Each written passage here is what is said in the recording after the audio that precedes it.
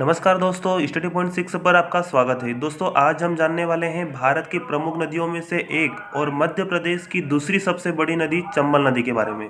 चंबल नदी के उद्गम से लेकर यमुना नदी में मिलने तक के सफ़र के बारे में। अगर आप किसी भी एग्ज़ाम की तैयारी कर रहे हैं तो वीडियो को लास्ट तक देखें ताकि चंबल नदी से संबंधित कोई भी जानकारी अधूरी ना रहे। चंबल नदी चंबल के डाकुओं के नाम से प्रसिद्ध है। चंबल नदी का प्रवाह 3 राज्यों से होता है, मध्य प्रदेश, उत्तर प्रदेश और राजस्थान में। चंबल नदी का उद्गम स्थल चंबल नदी जानापाव की पहाड़ी से निकलती है। जानापाव मध्य प्रदेश, जिला इंदौर के महू मानपुर के निकट स्थित है। चंबल नदी जानापाव की पहाड़ी से निकलती हुई उत्तर दिशा की ओर बहती है। चंबल नदी कौन सी दिशा की ओर बहती है? उत्तर दिशा की ओर। चंबल नदी की कुल लंबाई 965 किलोमीटर है। चंबल नदी किन किन जिलों से होकर बहती है? तो वह है इंदौर, धार, उज्जैन, रतलाम, मंदसौर, श्योपुर, मुरैना तथा भिंड में बहते हुए उत्तर प्रदेश के इटावा में यमुना नदी में मिल जाती है। और चंबल नदी किसकी सहायक नदी है? तो ये है यमुना नदी की। यमुना नदी की सहायक नदी कौन सी है? चंबल। अब देखिए, चंबल नदी मध्य प्रदेश और राजस्थान के बीच में बहती हुई उत्तर प्रदेश में प्रवेश करके इटावा के यमुना नदी में मिल जाती है।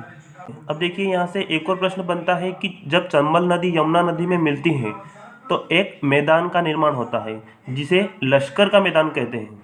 चंबल नदी के प्राचीन नाम कौन कौन से हैं? चरमावती, धर्मावती, कामधेनु, राजा, इंतिदेव की कीर्ति आदि ये चंबल नदी के प्राचीन एवं अन्य नाम है।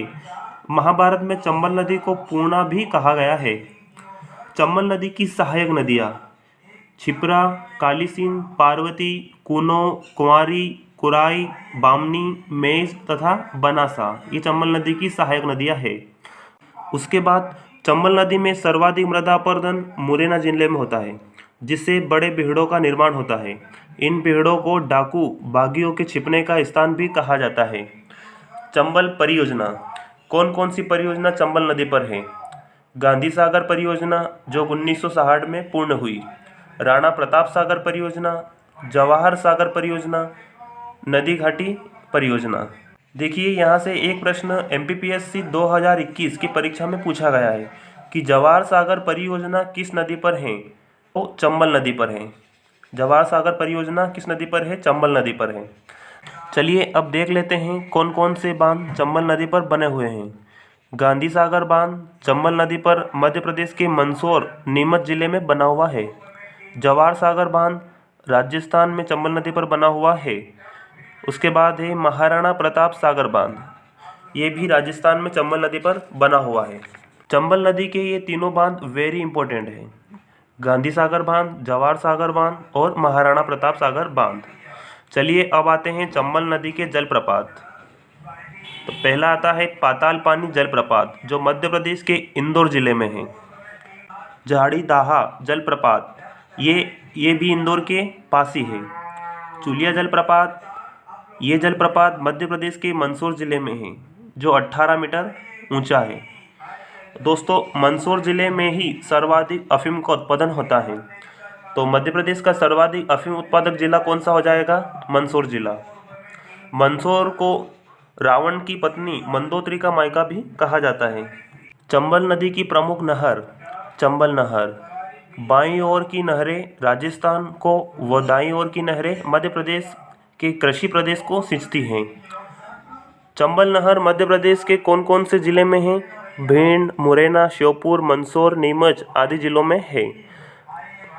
अब उसके बाद वेरी इंपॉर्टेंट है चंबल नदी घाटी परियोजना। यह मध्य प्रदेश की पहली नदी घाटी जल विद्युत कौन सी जल विद्युत परियोजना है। इसके अंतर्गत प्रमुख 3 बांध बनाए गए हैं जिन पर विद्युत उत्पादन कार्य होता है। यहाँ से एक प्रश्न आता है कि कौन सी नदी पर जल विद्युत परियोजना है? तो मध्य प्रदेश की दूसरी सबसे बड़ी नदी चंबल नदी पर जल विद्युत परियोजना है। गांधी सागर बांध पर जल विद्युत परियोजना का शुभारंभ 1960 में किया गया और उसकी उत्पादन क्षमता 115 मेगावाट है। चंबल माता की मूर्ति कहाँ पर बनी हुई है? तो ये भी मंदसौर में है। अब दूसरे नंबर पे आता है राणा प्रताप सागर परियोजना, चित्तौड़ राजस्थान में है।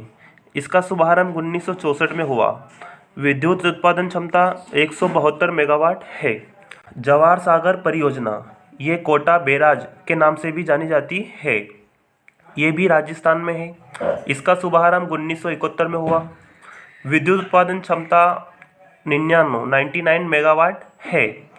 आज के लिए इतना ही। आई होप कि आपको यह वीडियो पसंद आया होगा। आगे ऐसे ही वीडियो की अपडेट पाने के लिए नीचे दिए गए लाल कलर के सब्सक्राइब बटन को दबाएं और पास में लगी घंटी को भी दबाएं। Thank you.